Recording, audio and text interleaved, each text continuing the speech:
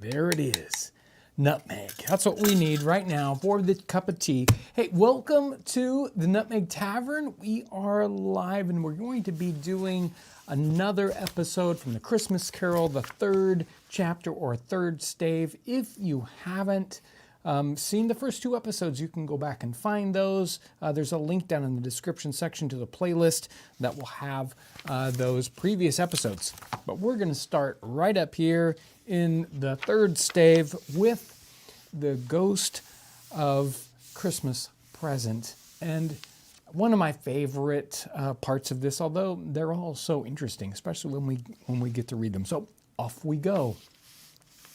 Well, come on in with me to the early 19th century, and we'll get Dickens's take on Christmas. The second of the three spirits. Awaking in the middle of a prodigiously tough snore and sitting up in bed to get his thoughts together, Scrooge had no occasion to be told that the bell was again upon the stroke of 1.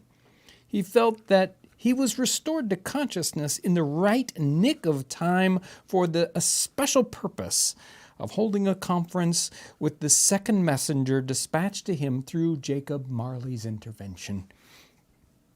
But finding that he'd turned uncomfortably cold when he began to wonder which of his curtains this new spectre would draw back, he put them, every one, aside with his own hands, and lying down again established a sharp lookout all around the bed, for he wished to challenge the spirit at the moment of its appearance, and did not wish to be taken surprise and made nervous. Gentlemen of the free and easy sort, who plume themselves on being acquainted with a move or two, and being usually equal to the time of day, express the wide range of their capacities for adventure by observing that they are good for anything from pitch and toss to manslaughter, between which opposite extremes, no doubt, there lies a tolerable wide and comprehensive range of subjects.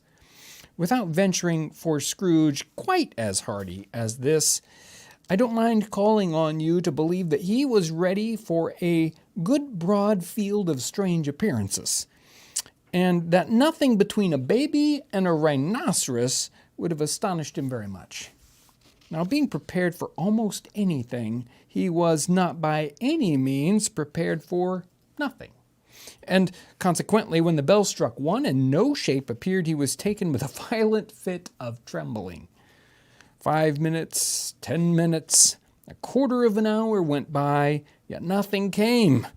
All this time he lay upon his bed, the very core and center of a blaze of ruddy light which streamed upon it when the clock proclaimed the hour, and which, being only light, was more alarming than a dozen ghosts, as he was powerless to make out what it meant or what it would be at, and was something apprehensive, or sometimes apprehensive, that he might be at that very moment an interesting case of spontaneous combustion, without having the consolation of knowing it.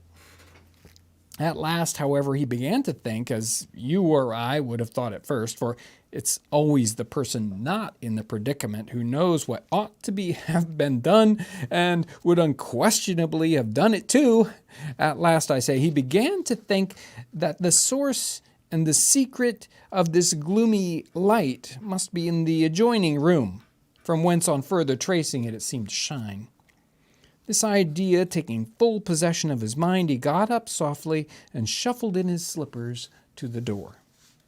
The moment Scrooge's hand was on the lock, a strange voice called him by his name and bade him enter. He obeyed. It was his own room, there was no doubt about that, but it had undergone a surprising transformation. The walls and ceiling were so hung with living green that it looked a perfect grove, from every part of which bright gleaming berries glistened. The crisp leaves of holly and mistletoe and ivy reflected back the light, as if so many little mirrors had been scattered there. and such a mighty blaze went roaring up from the chimney as that dull petrifaction of the hearth had never known in Scrooge's time, or Marley's, or for many, many a winter season gone. Heaped up upon the floor to form a kind of throne were turkeys, geese, game, poultry, brawn, great joints of meat, sucking pigs, long wreaths of sausages, mince pies, plum puddings, barrels of oysters, red-hot chestnuts, cherry-cheeked apples, juicy oranges, luscious pears, immense 12th cakes, seething bowls of punch that made the chamber dim with their delicious steam. In easy state upon this couch there sat a jolly giant, glorious to see, who bore a glowing torch in the shape not unlike Plenty's horn, and held it up high up, to shed its light on Scrooge as he came peeping round the door. "Come in," exclaimed the ghost. "Come in and know me better, man." Scrooge entered timidly and hung his head before the spirit. He was not the dogged Scrooge he had been, and though its eyes were clear and kind, he did not like to meet them. "I'm the ghost of Christmas presents," said the spirit. "Look upon me." Scrooge reverently did so. It was clothed in one simple, deep green robe or mantle, bordered with white fur. This garment hung so loosely on the figure that its capacious breast was bare, as if disdaining to be warded or concealed by any artifice. Its feet, observable beneath the folds of the garment, were also bare, and on its head it wore no other covering than a holly wreath set here and there with shining icicles. Its dark brown curls were long and free as its genial face, its sparkling eye, its open hand, its cheery voice, its unconstrained demeanor, and its joyful air. Girded round its middle was an antique scabbard, but no sword was in it, and the ancient sheath was eaten up with rust. "You have never seen the like of me before," exclaimed the spirit. "Never," said Scrooge, made to answer. "Have never walked forth with younger members of my family, meaning, for I am very young, my elder brothers born in these later years?" pursued the phantom. I don't think I have," said Scrooge. "I am afraid I have not. Have you had many brothers, spirit?" "More than 1,800, said the ghost. "A tremendous family to provide for," muttered Scrooge. The ghost of Christmas present rose. "Spirit," said Scrooge submissively, "conduct me where you will. I went forth last night on compulsion, and I learnt a lesson which is working now. Tonight, if you have aught to teach me, let me profit by it." "Touch my robe." Scrooge did as he was told and held it fast. Holly, mistletoe, red berries, ivy, turkeys, geese, game, brawn, meat, pigs, sausages, oyster pies, puddings, fruit, punch, all vanished instantly. And so did the room and the fire, the ruddy glow, the hour of night, and they stood in the city streets on Christmas morning where, for the weather was severe, the people made a rough but brisk, not unpleasant kind of music in scraping the snow from the pavement in front of their dwellings and from the tops of their houses, whence it made mad delight to the boys to see it come plumping down into the road below, and splitting into artificial little snowstorms. The house fronts looked black enough, and the windows blacker, contrasting with the smooth white sheet of snow upon the roofs and with the dirtier snow upon the ground, which last deposit had been plowed up in deep furrows by heavy wheels of carts and wagons, furrows that crossed and recrossed each other hundreds of times, where the great streets branched off and made intricate channels, hard to trace in the thick yellow mud and icy water. The sky was gloomy, and the shortest streets were choked up with dingy mist, half thawed, half frozen, whose heavier particles descended in a shower of sooty atoms, as if all the chimneys in Great Britain had by one consent caught fire and were blazing away to their dear heart's content. There was nothing very cheerful in the atmosphere or the town, and yet was there an air of cheerfulness abroad that the clearest summer air and brightest summer sun might have endeavored to diffuse in vain. For the people who were shoveling away on the housetops were jovial, full of glee, calling out to one another from the parapets, and now and then exchanging a facetious snowball, better-natured missile, far than many a worldly jest, laughing heartily if it went right, and not less heartily if it went wrong. The poulterers' shops were still half open, and the fruiterers were radiant in their glory. There were great, round, pot-bellied baskets of chestnuts, shaped like the waistcoats of jolly old gentlemen lolling at the doors and tumbling out into the streets in their apoplectic opulence. There were ruddy, brown-faced, broad-girthed Spanish onions shining in the fatness of their growth like Spanish friars, and winking from their shelves in wanton shyness at the girls as they went by, and glanced demurely at the hung-up mistletoe. There were pears and apples clustered high in blooming pyramids. There were bunches of grapes made in the shopkeeper's benevolence to dangle from conspicuous hooks that people's mouths might water gratis as they passed. There were piles of filberts, mossy and brown, recalling in their fragrance ancient walks among the woods and pleasant shufflings ankle-deep through withered leaves. There were Norfolk biffins, squab and swarthy, setting off the yellow of the oranges and lemons, and in the great compactness of their juicy persons, urgently entreating and beseeching to be carried home in paper bags and eaten after dinner. The very gold and silver fish set forth among these choice fruits in a bowl, though members of a dull and stagnant-blooded race, appeared to know that there was something going on, and to a fish went gasping round and around their little world in a slow, passionless excitement. The grocers, the grocers, nearly closed, with perhaps 2 shutters down or one, but through those gaps such glimpses. It was not alone that the scales descended on the counter, made a merry sound, or that the twine in the roller parted company so briskly, or that the canisters were rattled up and down like juggling tricks, or even that the blended scents of tea and coffee were so grateful to the nose, or even that the raisins were so plentiful and rare, the almonds so extremely white, the sticks of cinnamon so long and straight, the other spices so delicious, the candied fruits so caked and spotted with molten sugar as to make the coldest onlookers feel faint and subsequently bilious. Nor was it that the figs were moist and pulpy, or that the French plums blushed in modest tartness from their highly decorated boxes, or that everything was good to eat in its Christmas dress.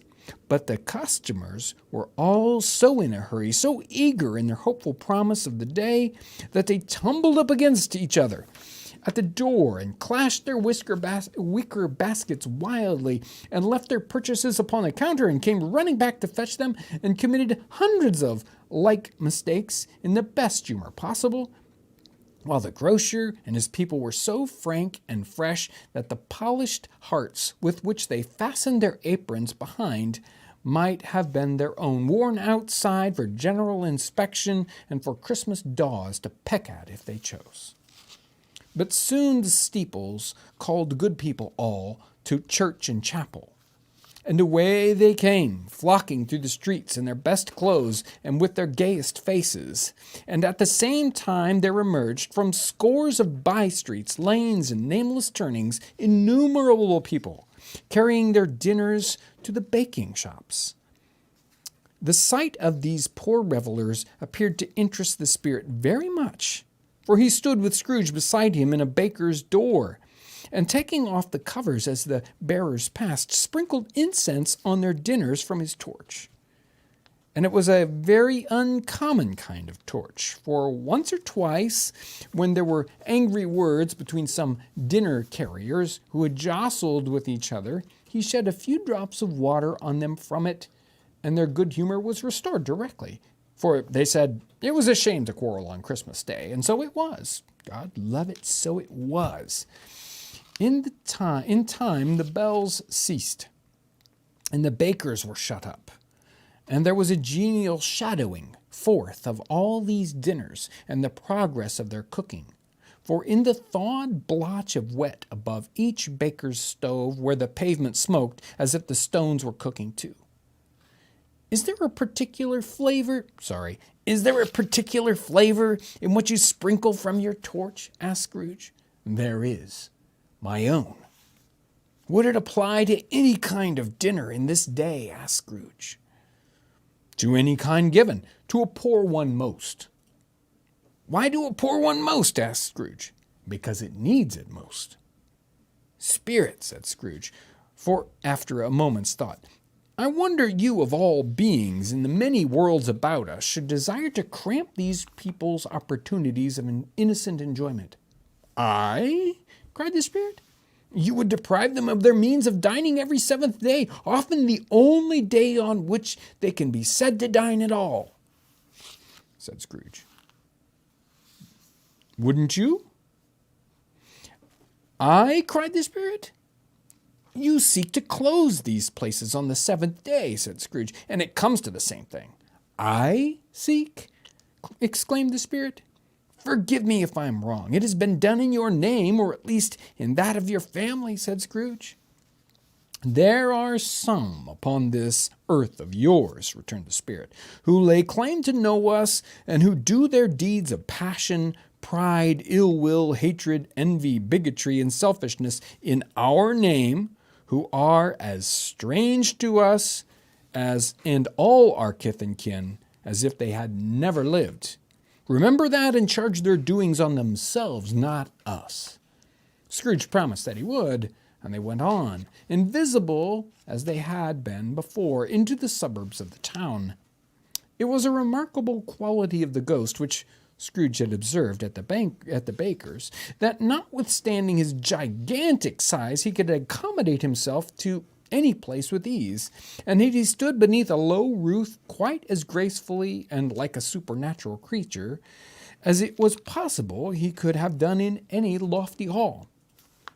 And perhaps it was the pleasure of the good Spirit had in showing off this power of his, or else it was his own kind, generous, and hearty nature, and his sympathy with all poor men, that he led him straight to Scrooge's clerks.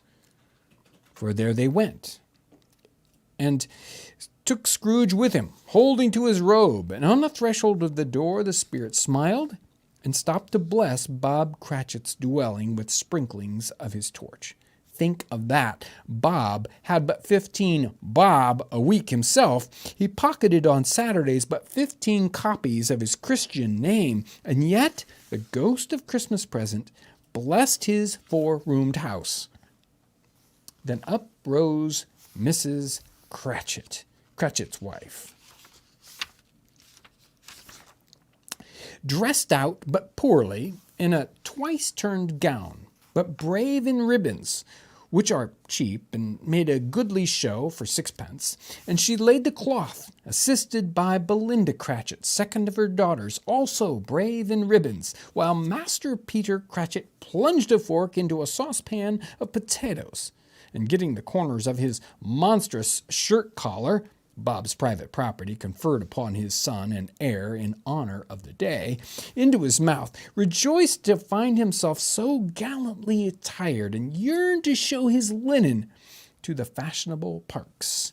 And now two smaller Cratchits, boy and girl, came tearing in, screaming that outside the baker's they had smelt the goose, and known it for their own, and basking in luxurious thoughts of sage and onion. These young Cratchits danced about the table and exalted Master Peter Cratchit to the skies, while he not proud, although his collars nearly choked him, blew the fire until the slow potatoes, bubbling up, knocked loudly at the saucepan lid to be let out and peeled.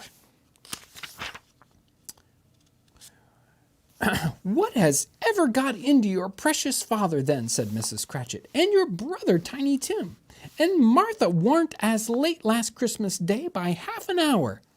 "There's Martha, mother," said a girl, appearing as she spoke. "Here's Martha, mother," cried the two young Cratchits. "Hurrah! There's such a goose, Martha." "Why, bless your heart alive, my dear, how late you are," said Mrs. Cratchit, kissing her a dozen times and taking off her shawl and bonnet for her with officious zeal. "We'd have a deal of work to finish up last night," replied the girl, "and had to clear away this morning, mother." "Well, never mind, so long as you are come," said Mrs. Cratchit. "Sit ye down before the fire, my dear, and have a warm. Lord bless ye." "No, no, father's coming," cried two young Cratchits, who were everywhere at once. "Hide, Martha, hide."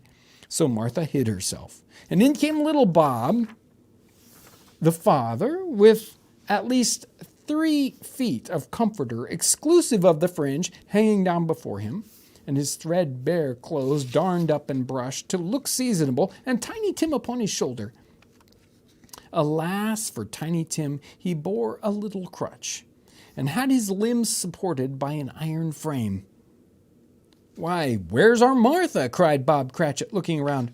"Not coming," said Mrs. Cratchit. "Not coming," said Bob, with sudden declension in his high spirits, for he had been Tim's blood horse all the way from the church and had come home rampant.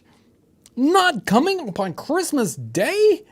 Martha didn't like to see him disappointed, if it were only in joke, so she came out prematurely from behind the closet door and ran into his arms while the two young Cratchits hustled Tiny Tim and bore him off into the wash-house, where he might hear the pudding singing in the copper.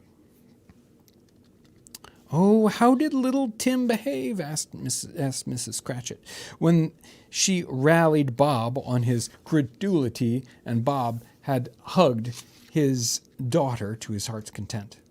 "As good as gold," said Bob, "and better. Somehow he gets thoughtful sitting by himself so much, and thinks the strangest things you ever heard. He told me coming home that he hoped that people saw him in the church because he was a cripple, and it might be pleasant to them to remember upon Christmas Day who made lame beggars walk and blind men see." Bob's voice was tremulous when he told them this, and trembled more when he said that Tiny Tim was growing strong and hardy. His active little crutch was heard upon the floor, and back came Tiny Tim before another word was spoken, escorted by his brother and sister to his stool beside the fire, while Bob, turning up his cuffs, as if, poor fellow, they were capable of being more shabby, compounded some hot mixture in a jug with gin and lemons, and stirred it round and round, and put it on the hob to simmer. Master Peter and the two ubiquitous young Cratchits went to fetch the goose, with which they soon returned in high procession. Such a bustle ensued that you might have thought a goose the rarest of all birds, a feathered phenomenon, to which a black swan was a matter of course. And in truth it was something very like in that house. Mrs. Cratchit made the gravy, ready beforehand in a little saucepan, hissing hot. Master Peter mashed the potatoes with incredible vigor. Miss Belinda sweetened up the applesauce. Martha dusted the hot plates. Bob took Tiny Tim beside him in a tiny corner at the table, and the two young Cratchits set chairs for everybody, not forgetting themselves, and, mounting guard upon their posts, crammed spoons into their mouths, lest they should shriek for goose before their turn came to be helped. At last the dishes were set on, and grace was said. It was succeeded by a breathless pause as Mrs. Cratchit, looking slowly all along the carving knife, prepared to plunge it into the breast. But when she did, and when the long-expected gush of stuffing issued forth, one murmur of delight rose all around the board, and even Tiny Tim, excited by the two young Cratchits, beat on the table with the handle of his knife and feebly cried, "Hurrah!" There never was such a goose. Bob said he didn't believe there ever was such a goose cooked. Its tenderness and flavor, size and cheapness were the themes of universal admiration. Eked out by the applesauce and mashed potatoes, it was sufficient dinner for the whole family. Indeed, as Mrs. Cratchit said with great delight, surveying one small atom of a bone upon the dish, that they hadn't ate it all at last. Yet every one had had enough, and the youngest Cratchits in particular were steeped in sage and onions to the eyebrows. But now, the plates being changed by Mrs. Belinda, Mrs. Cratchit left the room alone, too nervous to bear witness, to take the pudding up and bring it in. Suppose it should not be done enough. Suppose it should break in turning out. Suppose somebody should have got over the wall of the backyard and stolen it while they were merry with the goose. A supposition at which the two young Cratchits became livid. All sorts of horrors were supposed. Hallo! A great deal of steam. The pudding was out of the copper. A smell like washing day. It was the cloth. A smell of an eating house and a pastry cook's next door to each other, with a laundress next door to that. That was the pudding. In half a minute, Mrs. Cratchit entered, flushed but smiling proudly, with the pudding, like a speckled cannonball, so hard and firm, blazing in half a quartern of ignited brandy, and bedight with Christmas holly stuck in the top. Oh, a wonderful pudding, Bob Cratchit said, and calmly too, that he regarded it as the greatest success achieved by Mrs. Cratchit since their marriage. Mrs. Cratchit said that now the weight was off her mind, she would confess that she had her doubts about the quantity of flour. Everybody had something to say about it, but nobody said or thought that it was all a small pudding for a large family. It would have been flat heresy to do so. Any Cratchit would have blushed to hint at such a thing. At last the dinner was all done, the cloth was cleared, the hearth was swept, and the fire was made up.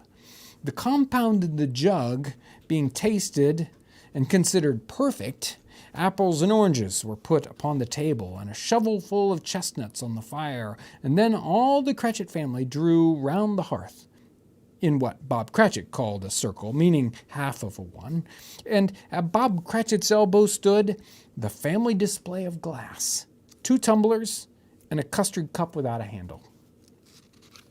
These held the hot stuff from the jug, however, as well as golden goblets would have done, and Bob served it out with beaming looks while the chestnuts on the fire sputtered and crackled noisily. And Bob proposed, "A Merry Christmas to us all, my dears. God bless us," which all the family re-echoed. "God bless us, every one," said Tiny Tim, the last of all.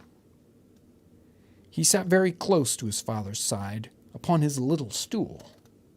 He held his withered little hand in his. Bob held his withered little hand in his, as if he loved the child and wished to keep him by his side, and dreaded that he might be taken from him. "Spirit," said Scrooge, with an interest that he had never felt before, "tell me if Tiny Tim will live." "I see a vacant seat," replied the ghost, "in the poor chimney corner, and a crutch without an owner, carefully preserved. If these shadows remain unaltered by the future, the child will die." "No, no," said the Scrooge. "Oh, no, kind spirit. Say he will be spared." "If these shadows remain unaltered by the future, none other of my race," returned the ghost, "will find him here." "What then? If he be like to die, he'd better do it and decrease the surplus population." Scrooge hung his head to hear his own words quoted by the spirit, and was overcome with penitence and grief.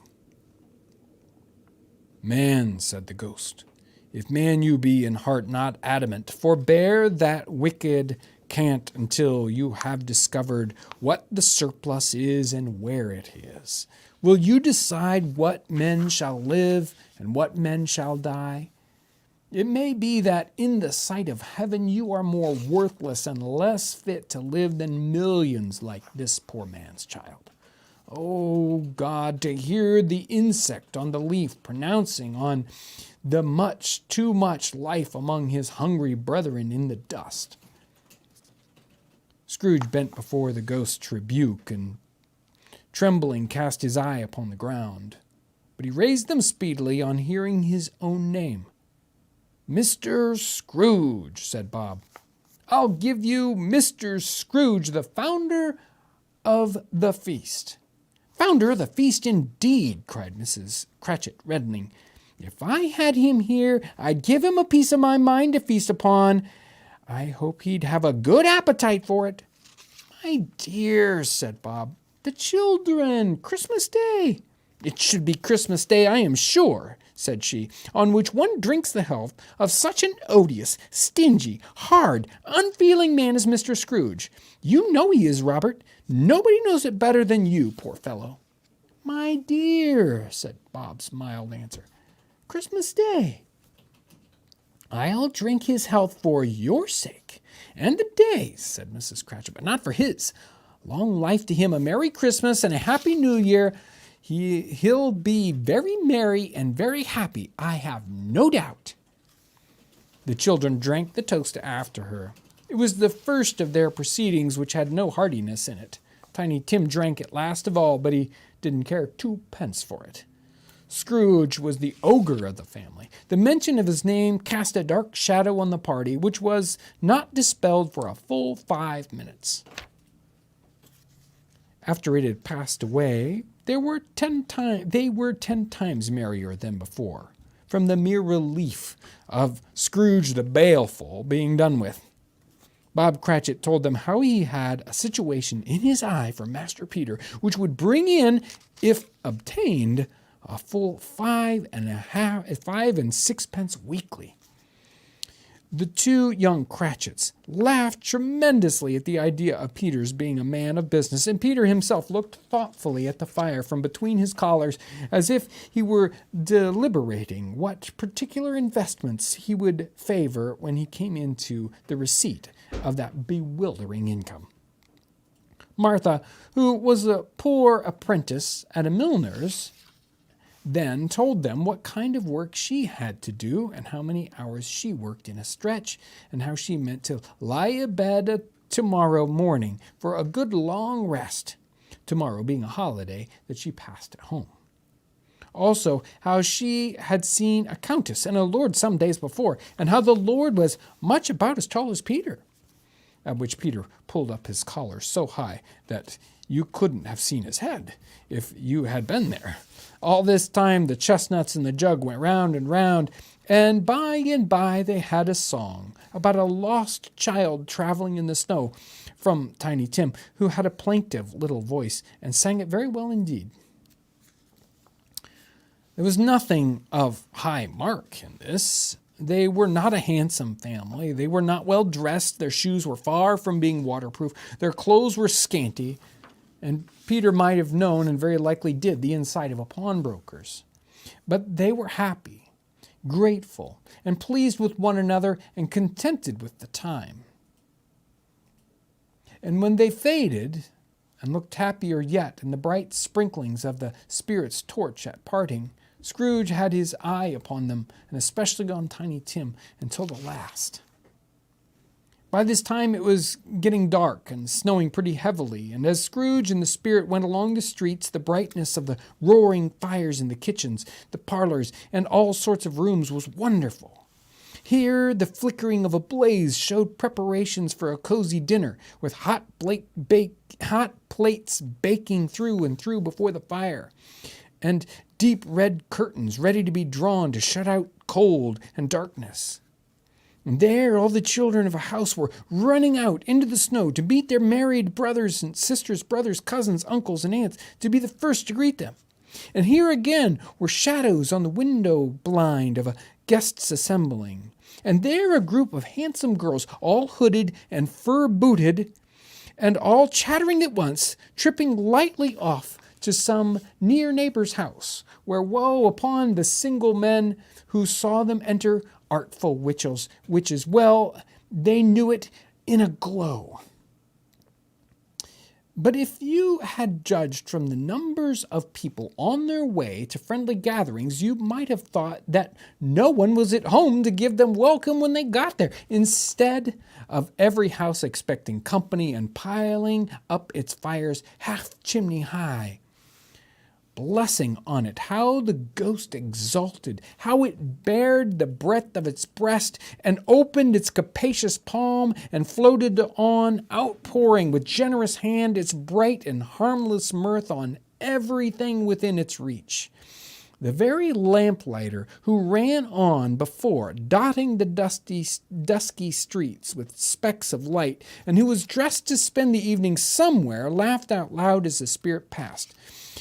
Though little kent the lamplighter that he had any company but Christmas.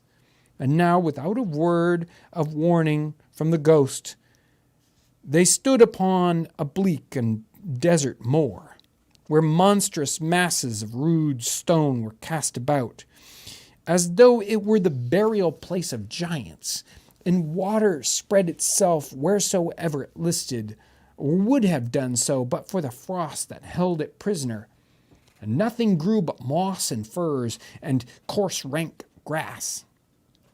Down in the west the setting sun had left a streak of fiery red, which glared upon the desolation for an instant like a sullen eye, and a frowning, lowering yet, and was lost in the thick gloom of the darkest night. "What place is this?" asked Scrooge. "A place where miners live, who labor in the bowels of the earth," returned the spirit. "But they know me, see?" A light shone from the window of a hut, and swiftly they advanced toward it. Passing through the wall of mud and stone, they found a cheerful company assembled around a glowing fire. An old man and woman, with their children and their children's children, and another generation beyond that, all decked out gaily in their holiday attire. The old man, in a voice that seldom rose above the howling of the wind upon the barren waste, was singing them a Christmas song. It had been a very old song when he was a boy, and from time to time they all joined in the chorus. But surely as they raised their voices, the old man got quite blithe and loud, and so surely as they stopped, his vigor sank again. The spirit did not tarry here, but bade Scrooge to hold his robe, and passing on above the moor, sped whither? Not to see? To see! To Scrooge's horror, looking back, he saw the last of the land, a frightful range of rocks behind them, and his ears were deafened by the thundering of the water, and it rolled and roared and raged among the dreadful caverns that it had worn, and fiercely tried to undermine the earth. Built upon a dismal reef of sunken rock some league or so from shore, on which the waters chafed and dashed the wild year through, there stood a solitary lighthouse. Great heaps of seaweed clung to its base, and storm birds, born of the wind, one might suppose, as seaweed of the water, rose and fell about it like the waves they skimmed. But even here 2 men who watched the light had made a fire, that through the loophole in the thick stone wall shone out a ray of brightness on the awful sea. Joining their horny hands over the rough table at which they sat, they wished each other Merry Christmas in their can of grog, and one of them, the elder too, with his face all damaged and scarred with hard weather, as a figurehead of an old ship might be, struck up a sturdy song that was like a gale in itself. Again the ghost sped on above the black and heaving sea, on, until, being far away, as he told Scrooge, from any shore, they lighted on a ship. They stood beside the helmsman at the wheel. the lookout in the bow, the officers who had the watch, dark, ghostly figures in their several stations, but every man among them hummed a Christmas tune, or had a Christmas thought, or spoke below his breath to his companion of some bygone Christmas day, with homeward hopes belonging to it. And every man on board, waking or sleeping, good or bad, had had a kinder word for another on that day than any other day of the year, and had shared to some extent in its festivities, and had remembered those he cared for at a distance, and had known that they delighted to remember him. It was a great surprise to Scrooge, while listening to the moanings of the wind, and thinking what a solemn thing it was to move on through the lonely darkness, over an unknown abyss, those depths where secrets as profound as death. It was a great surprise to Scrooge, while thus engaged, to hear a hearty laugh. It was a much greater surprise to Scrooge to recognize it as his own nephew's, and to find himself in a bright, dry, gleaming room, with the Spirit standing smiling by his side and looking at that same nephew with approving affability. "Ha ha!" laughed Scrooge's nephew. "Ha ha ha! If you should happen, by any unlikely chance, to know a man more blessed in a laugh than Scrooge's nephew, all I can say is, you should like to know him too. That I should like to know him too. Introduce him to me, and I'll cultivate his acquaintance. It is a fair, even-handed, noble adjustment of things, that while there is infection and disease and sorrow, there is nothing in the world so irresistibly contagious as laughter and good humor." When Scrooge's nephew laughed in this way, holding his sides, rolling his head, and twisting his face into the most extravagant contortions, Scrooge's niece, by marriage, laughed as heartily as he. And their assembled friends, not a bit behindhand, roared out lustily, "Ha ha ha ha ha! He said that Christmas was a humbug, as I live!" cried Scrooge's nephew, "and he believed it too." "More shame for him, Fred," said Scrooge's niece indignantly. "Bless those women, they never do anything by halves. They are always in earnest." She was very pretty, exceedingly pretty, with a dimpled, surprised-looking capital face, a ripe little mouth that seemed to be made to be kissed, as no doubt it was, all kinds of good little dots about her chin that melted into one another when she laughed, and the sunniest pair of eyes you ever saw in any little creature's head. Altogether she was what you would have called provokingly, but satisfactory too. Oh, perfectly satisfactory. "He's a comical old fellow," said Scrooge's nephew. "That's the truth, and not so pleasant as he might be. However, his offenses carry their own punishment, and I have nothing to say against him." "I am sure he's very rich, Fred," hinted Scrooge's niece. "At least you always told me so." "What of it, my dear?" said Scrooge's nephew. "His wealth is of no use to him. He don't do anything good with it. He don't make himself comfortable with it. He hasn't the satisfaction of thinking that he is ever going to benefit us with it." "I have no patience with him," observed Scrooge's niece. Scrooge's niece's sisters and all the other ladies expressed the same opinion. "Oh, I have," said Scrooge's nephew. "I'm sorry for him. I couldn't be angry with him if I tried. Who suffers from his ill whims? Himself always. Here he takes it into his head to dislike us, and he won't come and dine with us. What's the consequence? He don't lose much of a dinner." "Indeed, I think he loses a very good dinner," interrupted Scrooge's niece. "Everybody else is the same, and they must be allowed to have been competent judges, because they had just had dinner, and with dessert upon the table, they were clustered around the table by lamplight." "Well, I am very glad to hear it, said Scrooge's nephew, because I haven't any great faith in these young housekeepers. What do you say, Topper? Topper had clearly got his eye upon one of Scrooge's niece's sisters, for he answered that a bachelor was a wretched outcast who had no right to express an opinion on the subject. Whereat Scrooge's niece's sister, the plump one with the lace tucker, not the one with the roses, blushed.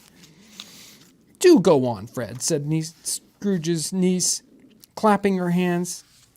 He never finishes what he begins to say. He's such a ridiculous fellow. Scrooge's nephew reveled in another laugh, as if it was impossible to keep the infection off, though the plump sister tried hard to do it with aromatic vinegar. His example was unanimously followed. I was only going to say, said Scrooge's nephew, that the consequence of his taking a dislike to us and not making merry with us is, as I think, that he loses some pleasant moments, which could do him no harm. I am sure he loses pleasanter companions than he can find in his own thoughts, either in his moldy old office or his dusty chambers. I mean to give him the same chance every year, whether he likes it or not, for I pity him. He may rail at Christmas until he dies, but he can't help thinking better of it. I defy him. If he finds me going there in good temper year after year and saying, Uncle Scrooge, how are you? If it puts him into the vein to leave his poor clerk £50, well, that's something. I think I shook him yesterday.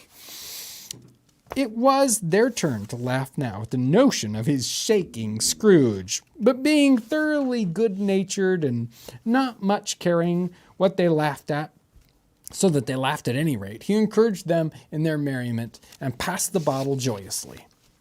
After tea they had some music, for they were a musical family, and knew what they were about when they sung a glee or a catch, I can assure you.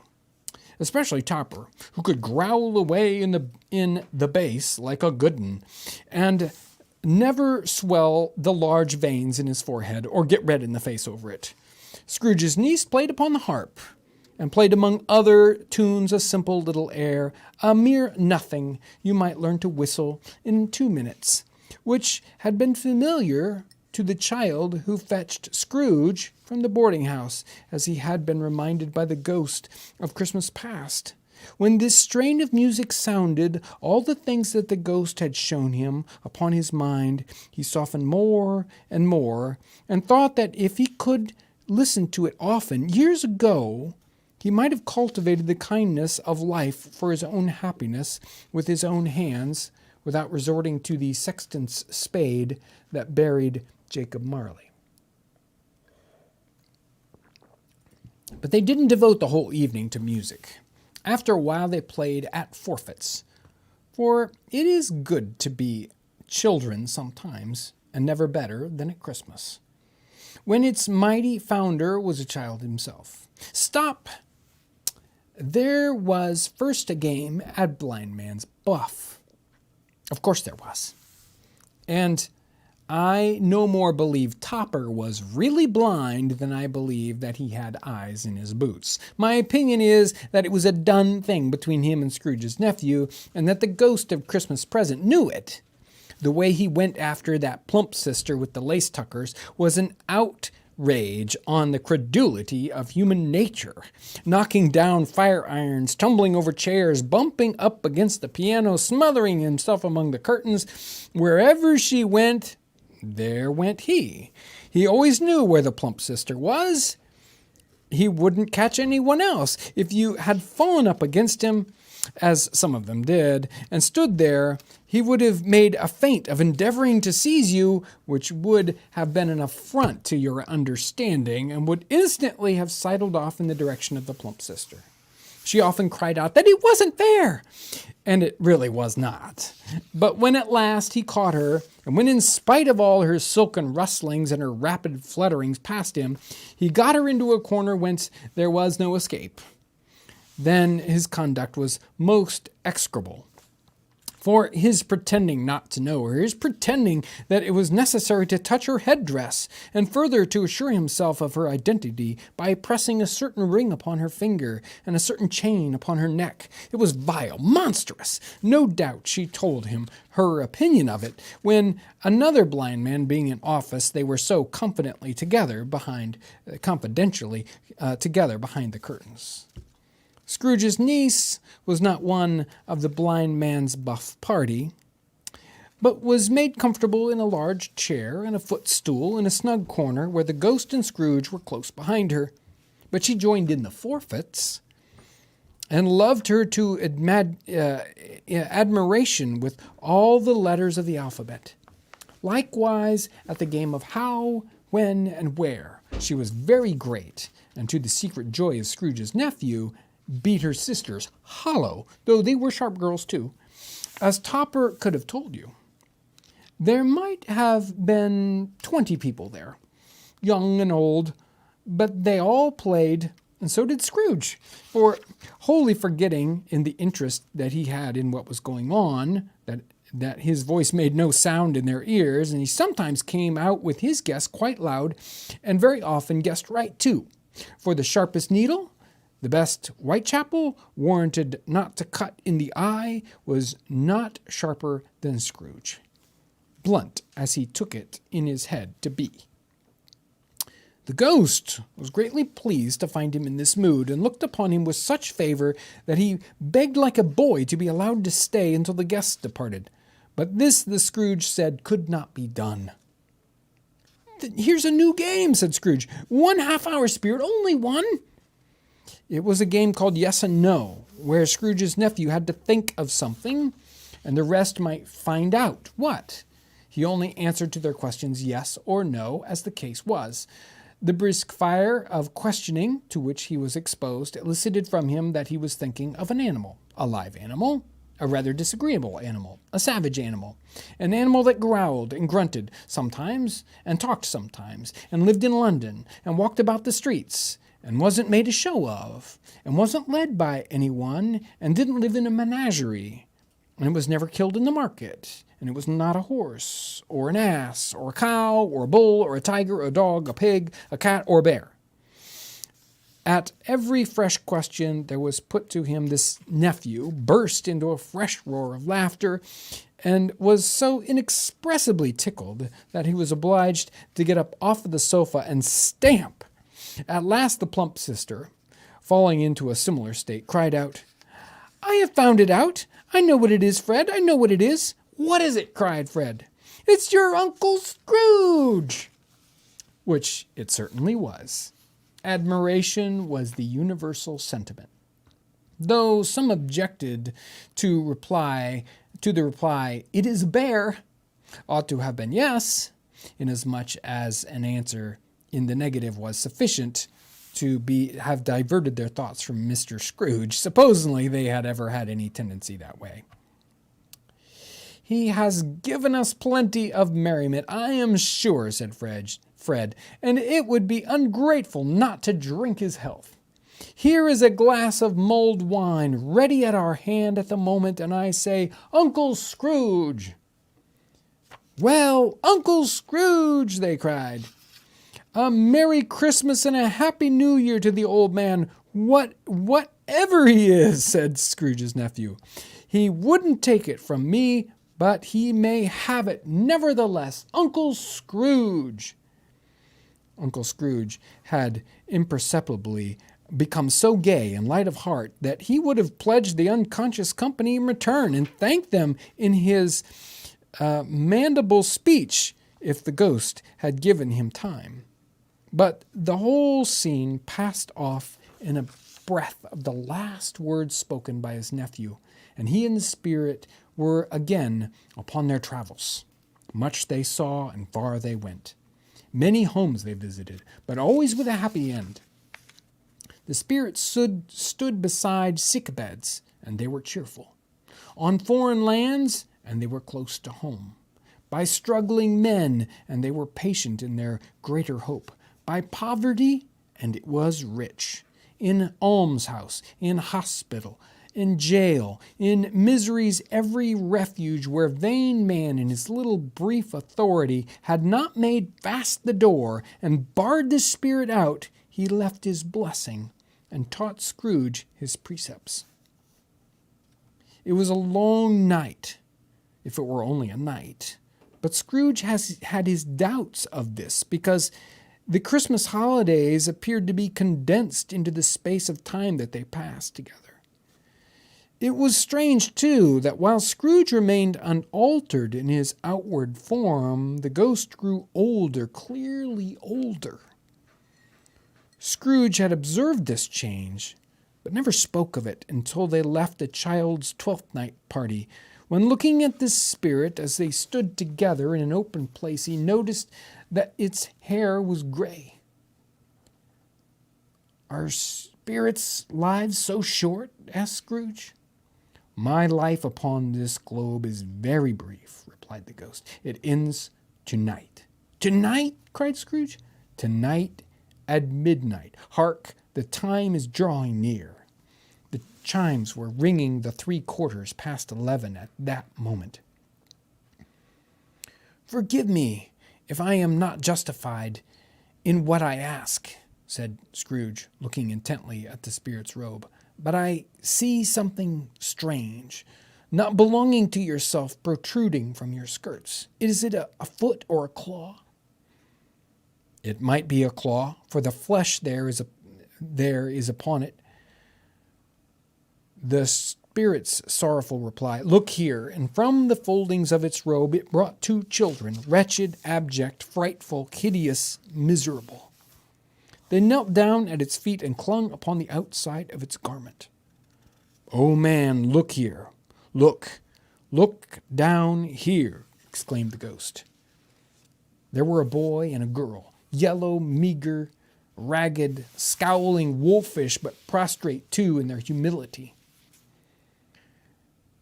Where graceful youth should have filled their features out and touched them with its freshest tints, a stale and shriveled hand like that of age had pinched and twisted them and pulled them into shreds. Where angels might have sat enthroned, devils lurked and glared out menacingly.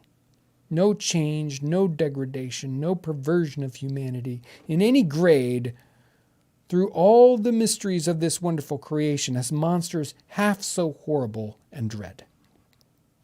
Scrooge started back appalled. Having them shown to him in this way, he tried to say they were fine children, but the words choked themselves rather than be parties to a lie of such enormous magnitude. "Spirit, are they yours?" Scrooge could say no more. "They are man's," said the spirit, looking down upon them, "and they cling to me, appealing from their fathers.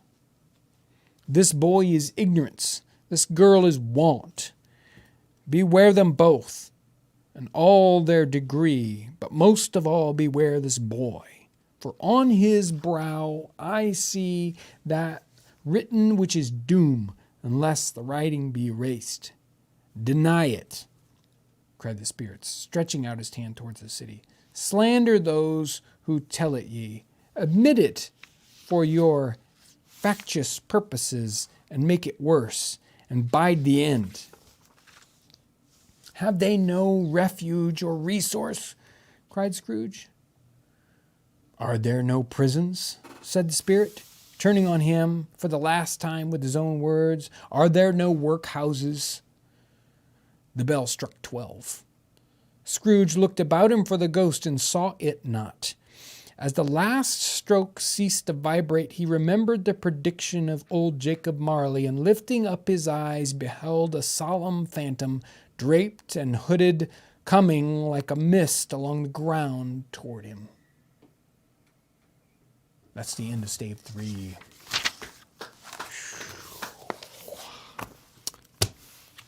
Isn't that an incredible story? Excellent. Oh, yeah. The descriptions, the descriptions of the time and place always get me. I love that section where he's talking about the people, the poor people taking their items to be baked at the bakers, and because they don't have ovens in their houses, and they don't have any way to bake an item like that, and they take them to the baker's ovens, and the baker's ovens apparently are in the basements underneath the streets, so that the ovens heat up, and that heat goes up and it melts the ice and snow on the roads above them. But I mean, you can you can see it and you can smell what's going on in these stories from this just rich descriptions. I remember as a child reading stories like this, and it's like, oh, it's too wordy, I can't get there. But whoa, it is so fun to read them now. Yeah, that was excellent. Do you want to blow that out? This one? Yeah, the one that's smoking? One thing I forget in the book is how long they stay at his nephew's. Yeah. I feel like in all the films or the shorts or whatever, they're kind of there just for a couple seconds and they leave, but they hang out there for a while.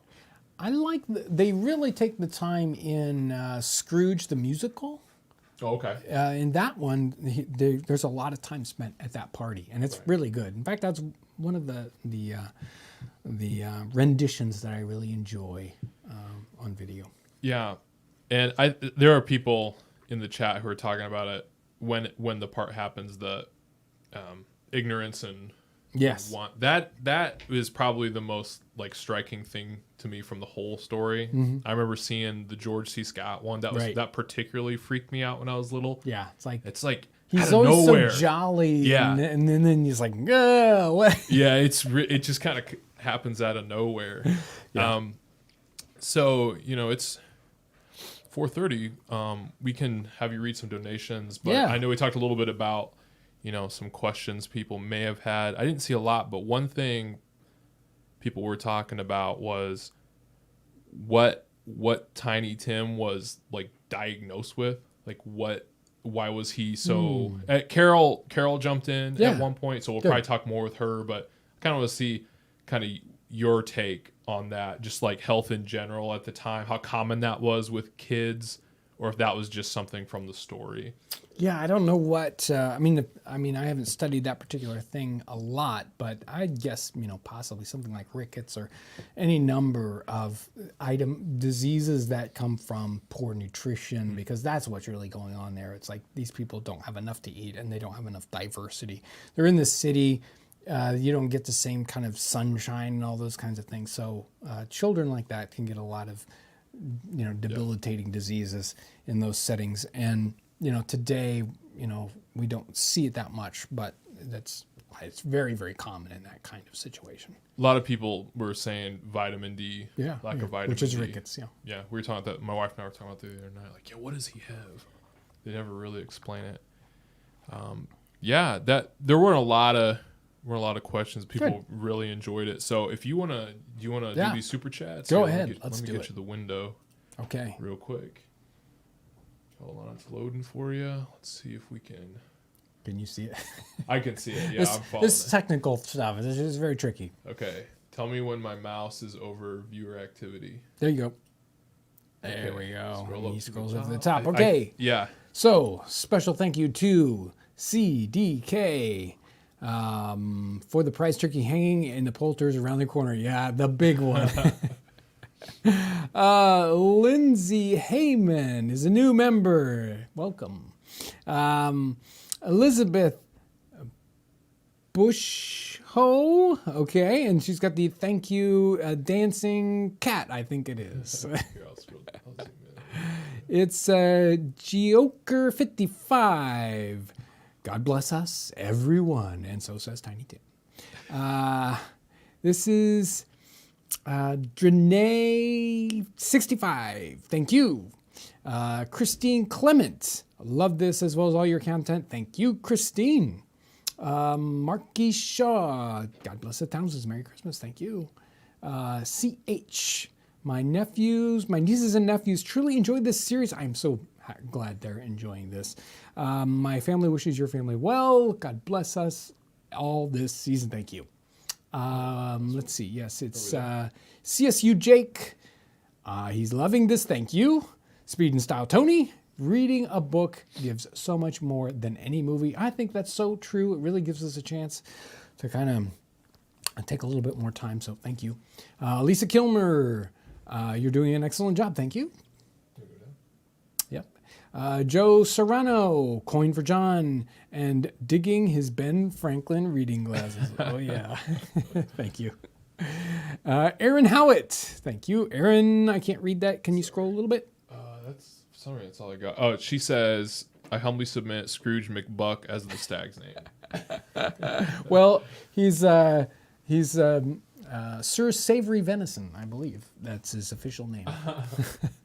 Yeah, a lot of people were excited about the new sign. Yes, we thought sign. we'd bring the Christmas sign in. Lauren worked hard on that, and thank you, Lauren, for the new stag sign. And Ryan transformed into a pineapple for today's episode. People were very...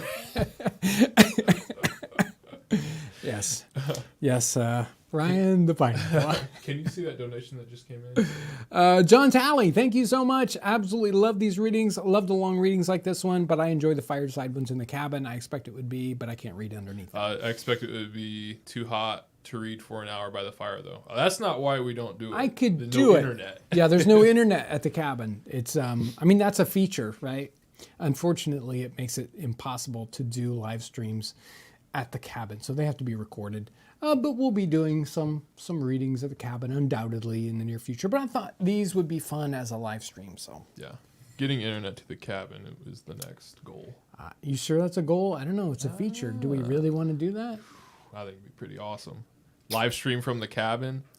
Yeah, we'll see. We'll see. That's like, I don't know. We'll see if that's low on the list. So. Well, the problem is I don't even have speedy enough stuff to do this at home, much less out at the cabin. So. Yeah, we gotta wait. Maybe fiber someday they'll bring it out to the cabin. More likely, satellite. Anyway, you guys have been. One more donation. Yes. Okay. This one? Can you go ahead and read the name? Jaella Darling is what I can see. I can't read it. Second. Let's see if I can get you. Am I on the arrow right there? Yeah, not quite. Yep. There we go. Love the story time. Hope you all have a great Christmas. Yes. Thank you. And I hope all of you have a tremendous... I hope you're enjoying this Christmas season. I mean, it is what it is. It's 2020, right? We have to take what we've got.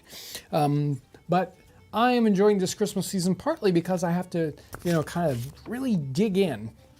I haven't really taken a lot of time to read over this over and over. And, to do these readings, I read it several different times and to kind of get the feel of it and get the cadence and all that kind of stuff. And it's forced me to really dig into the story.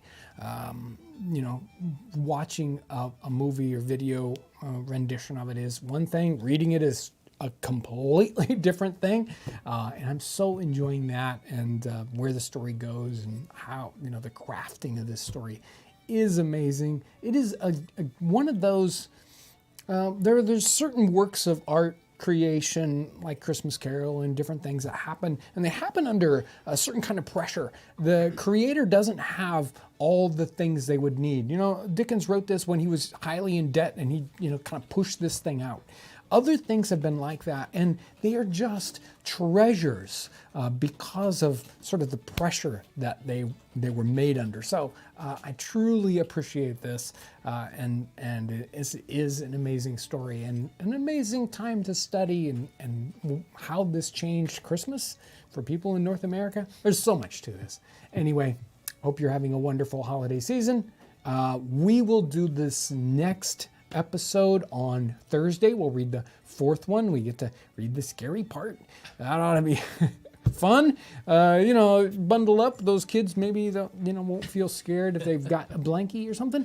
And thank you to walk amongst the plebes for yours there, and everyone who supports what we do. Thank you so much for what you do. Have a tremendous evening, and we'll see you on Thursday when we do the next episode. Should be 4 o'clock. Thanks.